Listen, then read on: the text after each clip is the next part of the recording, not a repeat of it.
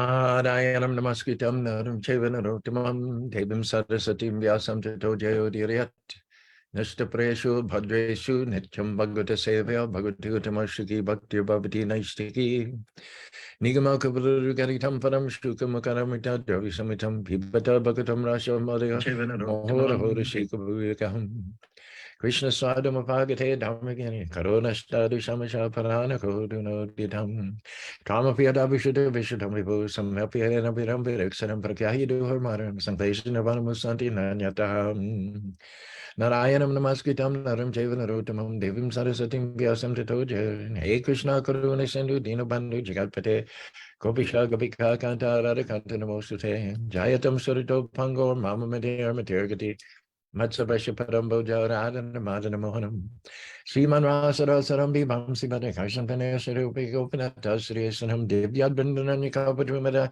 Srimad Radnagara Shima Shanishto Sri Radha Shida Govinda Prasadavi Sevamanushmanami Namo Brahmanya Davaya Go Brahmanya Taya Chajagari Taya Krishnaya Govinaya Namo Nama Mangalam Bhagavan Vishnu Mangalam Guru Rajaja Mangalam Paridikaksho Mangalayatano Hindi Om Narayana Vidmahi Vasudevaya Dhimahi Tanno Vishnu Prachodayate Mahadevi Chavidmahi Vishnu Padniti Dhimahi Tanno Lakshmi Prachodayate Om Narayana Vidmahi Vasudevaya Dhimahi Tanno Vishnu Prachodayate Om Mahadevi Chavidmahi Vishnu Padniti Dhimahi Tanno Lakshmi Prachodayate Tapti Kanchana Gaurangi Radha Vindavaneshwari Vishavanasute Devi Pranamani Hari Priya Sri Krishna Chaitanya Prabhu Nityananda Shri Advaita Gadadhar Shiva Sri Gaur Bhaktivinoda Hare Krishna Krishna Krishna Hare Hare Hare Rama Rama Rama Hare Hare.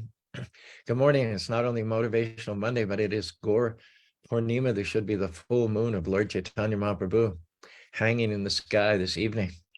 There'll be modest celebrations here in Spanish Fork, Utah, but many of our volunteers and members will be headed north to Salt Lake City. Another snowstorm. You have a snowstorm every night, but the temperatures during the day are not that bad, high 30s. And there's thaw. So snow at night, thaw during the day, snow at night, thaw during the day. Traffic should be passable, navigable up to Salt Lake City. The program starts, I believe, at 6 or 6:30, and the keynote speaker will be Radhika Raman Prabhu, who's extremely popular worldwide, what to speak of Utah. I can't believe how fortunate we are in Utah to have him working right up close to us at Utah State University. So we're encouraging everyone to think of Lord Chaitanya Mahaprabhu and his special mercy and descending all the way from the spiritual world in order to deliver the practice of devotional service personally. Set an example by Raga Bija Nija Bhakti Nam Shiksharta Meka Purusha Sri Krishna Chaitanya Kripambara Yashta Mahampabhadye. He taught, by Raga Bija, he taught renunciation and knowledge. Without renunciation and knowledge, one cannot progress on the path of devotional service. However, the irony is that if you take up the path of devotional service, even haltingly, even from the point of view of a neophyte, you'll still be able to develop knowledge and detachment without separately endeavoring for them. They're like the maid servants who carry the train of the bride of bhakti.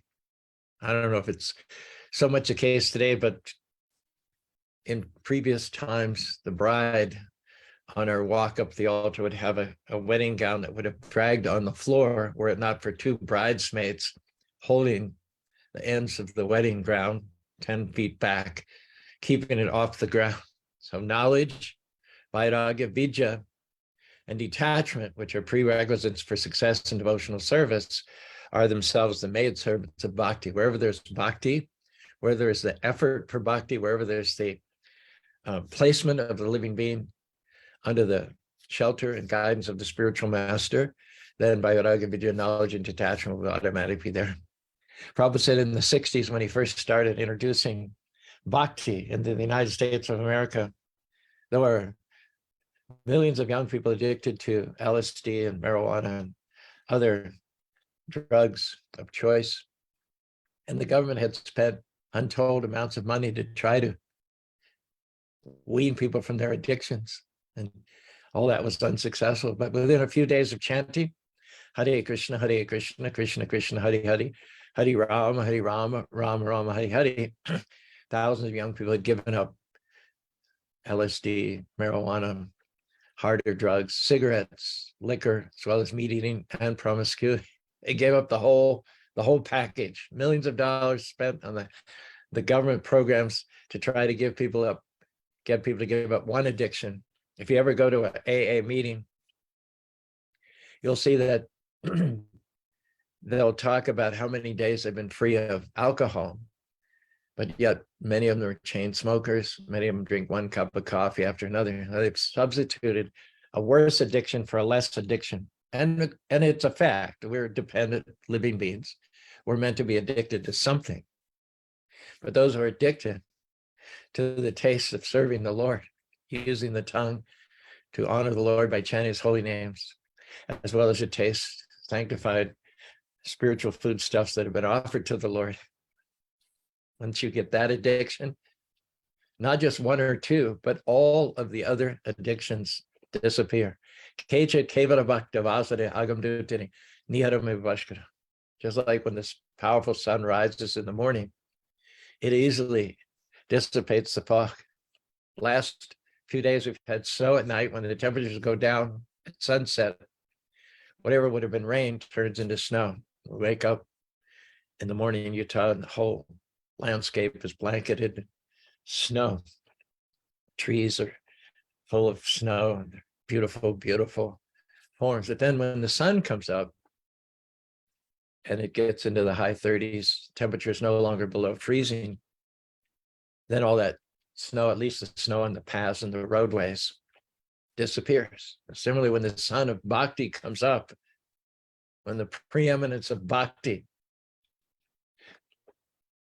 manifests itself in the heart of the living being, anartha pashamam shakshat, anything that's anathema to progress in devotional service, anything that's contrary to devotional service. Just like when the sun comes up, anything that's hygienic, anything that's against the principle of the sun has to retreat, has to get out of the rays of the sun in order to survive, because the sun in and of itself will automatically counteract and dissipate and destroy anything that's not pure and clean. Even eating, even the whole principle of Ayurveda is to eat things which have been surcharged by potency from the sun. Ghee, for instance, it's yellow like the sun. Very, very good for one's health. Use ghee rather than different kinds of saturated, homogenated vegetable and peanut oils. Ghee is the oil of choice of Brahmins, high thinking, rarefied living beings. Oranges, for instance, you have a glass of orange juice or you eat an orange in the day. These capture, as is indicated by their yellow color, they capture the potency of the sun and they will destroy diseases within your body. And so similarly, anything that's contrary to the principle of devotional service, that means to say anything which is dirty in the consciousness of the living being, has to retreat, has to go away, it has to go somewhere else. When I used to do pujas and bless people's houses, there's a certain mantra. It's kind of a tongue-in-cheek, funny mantra. You always get a chuckle when I would explain it. It's a mantra that if there's any haunting in the house, if there were any pre-ownership, then there might be some residual vibration, some residual karma, which the new owners might have to deal with. And so there's a mantra that says, and there's some practice like blowing the conch shell and ringing the bell to drive bad spirits out of that particular house. And so the mantra says, don't bother these people, go to the neighbors. That always gets a chuckle. Go to the neighbors. So impurities, contaminants, laziness, lethargy, envy, jealous, greed, lust, these things, they have to go and hide somewhere whenever the queen of bhakti, whenever the sun of bhakti rises. Lord Chaitanya is himself the personification of love of Krishna. And when he arose on the horizon of Bengal, along with his other incarnation, Nityananda or Balaram, 500 years ago, even within the Kali Yuga, even within the fault-filled age of Kali Yuga, the power of Lord Chaitanya's Sankirtan movement is such that those who adopt it, those who practice, and those who follow Lord Chaitanya, those who style themselves as followers of Lord Chaitanya, will be immune from all the negative effects of the Kali Yuga age. And we encourage everybody, if you're able to physically go to the Salt Lake City Temple tonight, to hear Radhika Raman, to offer bathing to Lord Chaitanya Mahaprabhu, and especially to enjoy lots of kirtan, do so. If you come to Spanish Fork, we'll also try to take care of you in our own modest way. We can destroy any and all misconceptions, any all contaminants, simply on the basis of chanting Hare Krishna, Krishna Krishna, Hare Hare, Hare Rama, Rama Rama, Hare Hare. Lord Chaitanya Mahaprabhu said, Lord, I'm in the ocean of birth and death. It's not worth the commotion. Pull me out of this cruel blender, surrendered as an atom in the sweet splendor of your tender lotus feet. Krishna Govinda, son of Nanda, though you're the one, second to none, my shining sun, I'm heartbroken in this ocean of birth and death.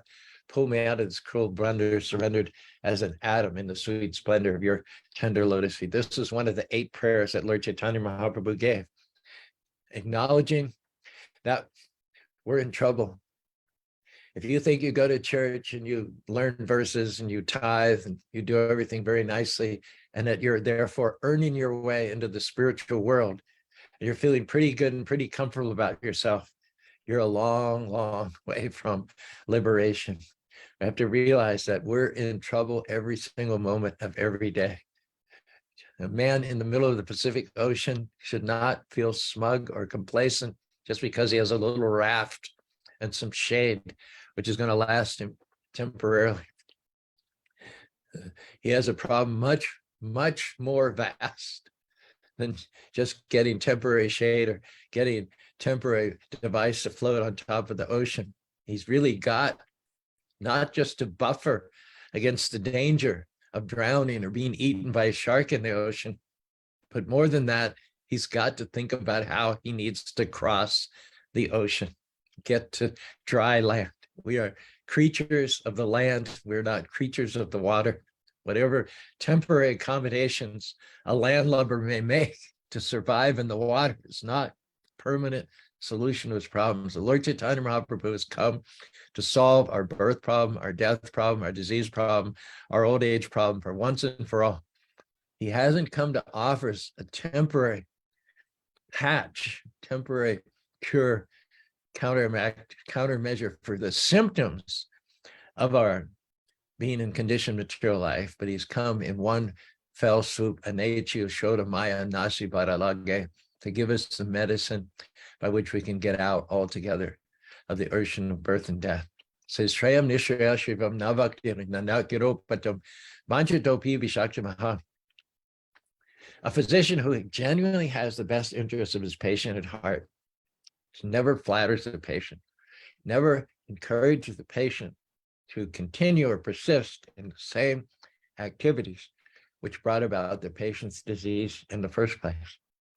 Maybe the patient never exercised. So the physician could gain points with the patient by saying, yeah, don't exercise, it's not important, you're okay. But the physician who actually wants the patient to regain his health is going to say something that the patient may not like. The patient may storm out of his office. The patient may look for another physician who's more accommodating, more flattering. But the physician who wants the best for his patient will not say what the patient wants him to hear. He'll say, look, you need to get off your butt and you need to get out and take a walk. You need to jog. You need to do some light lifting. At least you need to be active in your lifestyle. You need to walk upstairs rather than take the elevator. And you need to eat more healthily. You're eating too much junk food. Some patients wouldn't like to hear that at all. They'd like to live however they like, eat whatever they like, and take some pill as a countermeasure try to become healthy through the proper ingestion of various pills and medicines. But the proper physician will never encourage these unhealthy modes of behavior. So Lord Chaitanya Mahaprabhu did not come to flatter you, to prolong your sojourn in this material world. He loves you too much to leave us where we are. We're in the middle of the ocean. He's not going to just give us a raft. He's not just going to give us a newspaper to keep us from getting sunburned. He's not going to give us a hook and a worm to fish while we're out there. He's going to get us across the ocean, back to home, back to God. He's delivering a permanent solution to the problem of birth, death, disease, and old age. I gave the Bhagavatam class in Salt Lake City last Saturday night. One story came to mind in this connection. Prabhupada was being interviewed on Australian television. The commentator said, Swamiji, there's so many protest movements. They've taken to the streets. In the streets, you'll find people marching, singing about civil rights. In the streets, you'll find people marching and singing about ending the war in Vietnam. You'll find people in the streets marching and singing about equal rights, equal pay, equal opportunities for women. You'll find people marching the streets for every sort of reason. And you Hare Krishnas are also out marching and singing the street. So what are you protesting against? There are those protesting against civil rights, protesting against equal rights for women, protesting against the vote number one. What are you protesting against? The Prabhupada said, we are protesting against death. If you're human, if you're sober, if you're conscious, you'll not go gently into that sweet night. You know there's something deeply wrong when we have to die, deeply wrong when our beloved ones leave us, deeply wrong when we have to leave our beloved. Everything about the sober, insightful, living entity rebels, recoils, protests against death. That is as it should be. We are deathless. Krishna blessed us. Never was there a time, Krishna says, when I did not exist. Krishna, or God, is eternal, imperishable, primeval. He's not slain, doesn't have a body, made of material elements, which rots and atrophies. He's Satchidananda, he's spirit through and through. And he loved us so much that he gave us his own essence. He fashioned us, not out of clay, not out of dirt. Fashioned the phenomenal world out of clay and dirt. But he did not fashion you out of clay and dirt. You are not clay and dirt, but you are the eternal part and parcel of God who makes that clay and dirt seem alive. When I'm inside of my shirt and I'm running and jumping, maybe playing basketball or throwing a baseball, it seems like the shirt is alive. It's animated, moves here and there, contorts itself in various ways according to whatever it is my body is doing. But if I take the shirt off, drop it on the floor, then its true nature is revealed, that the appearance of being alive, that illusion of the body being alive, is punctured as soon as we take the body off, the shirt off the frame of the body. And similarly, the body is on the frame of the soul. Soul has arms and legs and heads. It's the body which is tailored to fit the form of the soul, just like your shirt is tailored to fit the form of the body. So we are not created of flesh and of dirt and material elements. We are eternal spirit soul, made in the image of God. God has an arm, God has a legs, God has a torso, God has a body. So we as spiritual beings, we also have a body. And the fact that we have a body with arms and legs is indicated by the fact that our covering, our material body, which covers the spiritual body, also has arms and legs, feet, hands, ears, eyebrows, and all of these things. God fashioned us out of his own essence. He's so generously gave him himself, literally gave of himself to create us. And being created in the image of God, you're eternal, you're full of knowledge, you're full of bliss. Well, true, why am I suffering? Because you forgot all that. You forgot all that. Would you like to get back to that constitutional, eternal position of blissful knowledge? Then you need to remember who you are and whose you are and how you were created and who you created, who created you. Aham sarvasya prabhavamatam sarva iti madhvavita buddha bhava samami. I created not only the clay and the dirt of which your body is formed, but I also created the eternal spirit, which gives life to your body. However attractive the body is, athletic, good pecs, good thighs, good buys, good glutes, washboard stomach. As soon as the soul leaves the body, it loses all that definition. It loses all that freshness, all that plasticity, all that pliability. It loses its softness and becomes hard and cold like marble. I had a very dear friend many years ago when I was in Los Angeles. His name was Pranjivan Popat. You'd never meet a man more full of life. Not very tall, bald with a mustache. Pranjivan was full of life. He would light up a room wherever he went. Everybody loved him. He had a kind word and a twinkle in his eye for old people, septuagenarians, octogenarians. He had a special way with kids. Everybody loved Pranjivan, and he was madly in love with Krishna. Got initiated by Lokanath Swami, I believe. Prabhupada Nuga, I think was his initiated name. So his brothers and all of his family members, they had passed away due to heart attacks in their 40s. So that was his genetic DNA, made him very susceptible to heart disease. And due to pure living and joy of Krishna consciousness, he lived to at least what would be considered in his family line a ripe old age of 64. One evening while he was chanting at a home program, he had a heart attack, took him to the hospital, put him on all the tubes and everything. And then later on that evening, he had another heart attack and passed away. So his body was at home there. We were dressing it. People were going to come and view him. People came from England, from Africa. He had friends all over the world. Immensely popular. He used to come to the Festival of India, which we held in September. And after the drama of the Ramayana, there would be a rock concert by Jai Krishna's band or TK's band. Pranjivan always would stand up and go onto the stage, and he would face the audience, which was in those days a smaller audience, 400 or 500 young kids, junior high school age. And Pranjivan would begin to dance. And he would, if he went this way, with his smile and his attractive, all the kids would do exactly what he would do. He would go side to side on the stage and make hand gestures and all kinds of exuberant expressions. And the kids would just mirror him. Whatever he did, they would follow him.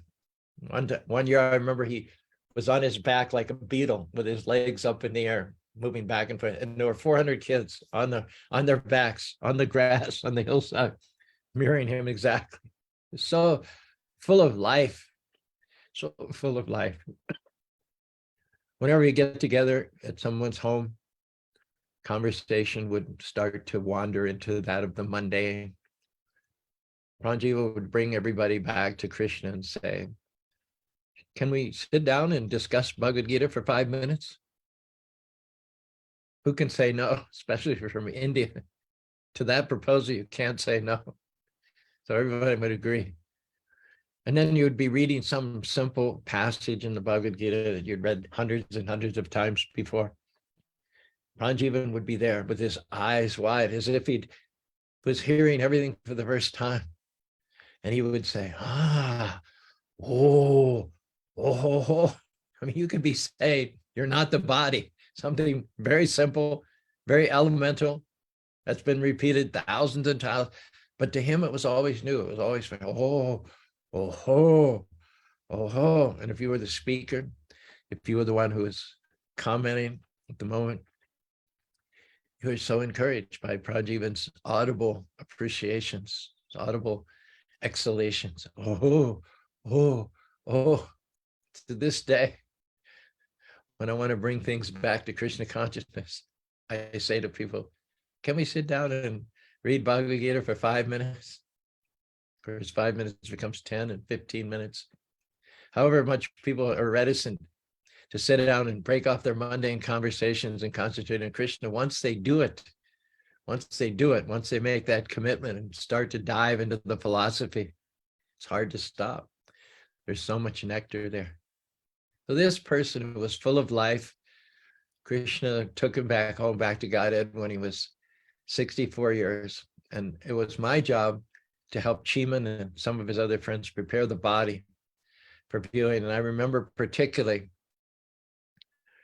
I had to put tilak on Pranjivan's forehead. And when you put tilak on your forehead, your body's warm, there's plasticity there, you're smooth. It's not very difficult to take the tilak, moisten it with a little water, and then put the V for Vaishnava, for Vishnu, and then the little tulsi leaf on your hand. It's not very difficult normally. But when I tried to put tilak on Pranjivan's body, the body was like marble. It was hard, it was cold.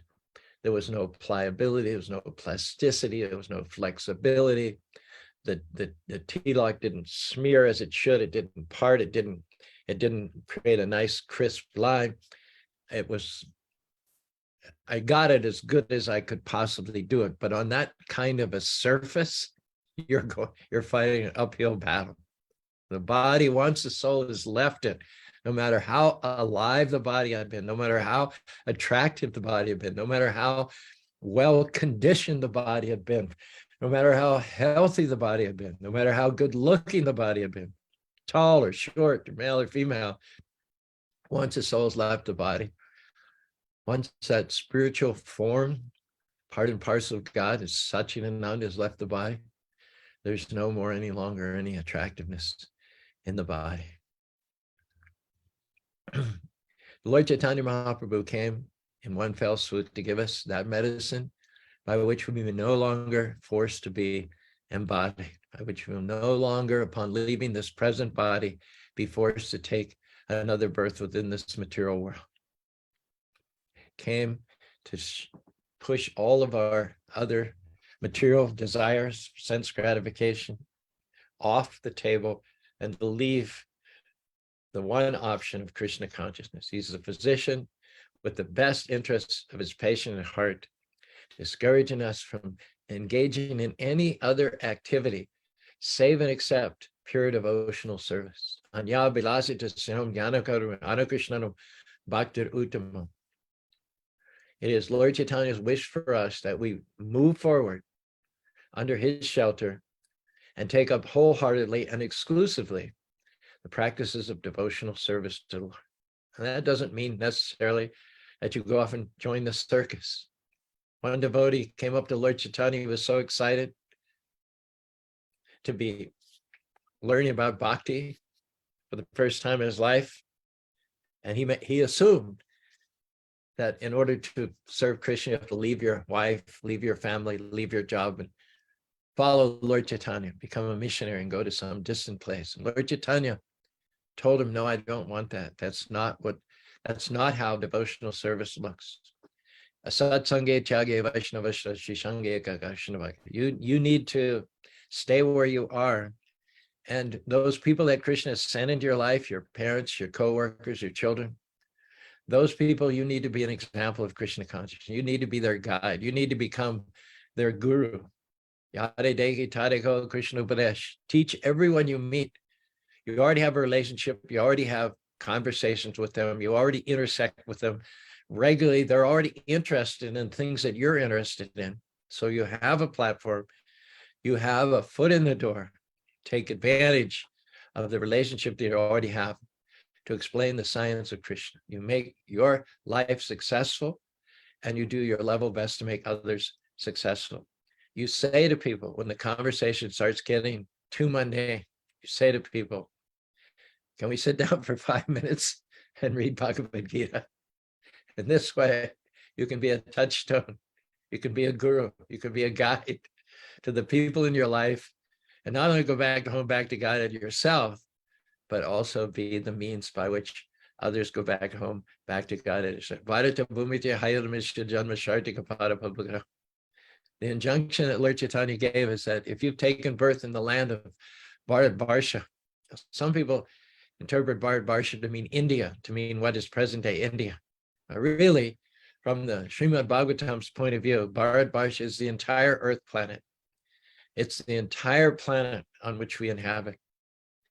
So the injunction is not just if you happen to have taken birth in what is today due to historical, political shifts in what is today India, then make your life successful and go help others. No, basically it's saying anybody who's taken birth, especially in the human form, anywhere on this planet, you need to practice Krishna consciousness, make your own life successful, and then share that knowledge of Krishna consciousness. If you had the cure to AIDS, the cure to cancer, and you'd kept it to yourself, that would be criminal. The nature of Krishna consciousness, the Dikshiva Karunika, is that one wants to share Krishna consciousness, not for any personal gain, not to promote any personal agenda, but it's just the nature of the practice. It's just the nature of the culture that we're all sons and daughters of one supreme, almighty personality of Godhead. So every living being that liberated Krishna conscious person sees as his brother and his sister, and not just humans, but even the animals. Whatever a devotee can do to make the life of an animal or an insect or mammal or reptile or bird, to make it more Krishnized, he would do that by giving them prasadam, by chanting the holy names, by offering compassion and care, tenderness, by recognizing that inside each and every body there's a unique individual, one of a kind, fashioned directly by the hand of the Almighty Lord. Devotees are devotees have no enemies. They see everyone as their friends.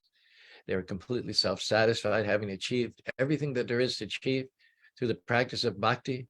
When the queen of bhakti reigns in your heart, every other good quality is automatically there: knowledge, attachment, compassion, love, purposefulness, meaning, joy.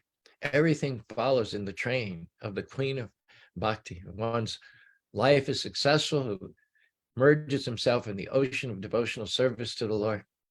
One cannot stop there. He has to do his level best without any personal motivation, without any ego, without any agenda on his own, to, as his life has been enriched by the descent of Lord Chaitanya Mahaprabhu in the Sankirtan movement, he automatically works to try to enrich the lives of others so that we can all meet in the hereafter, in the spiritual world, back to home, back to Godhead.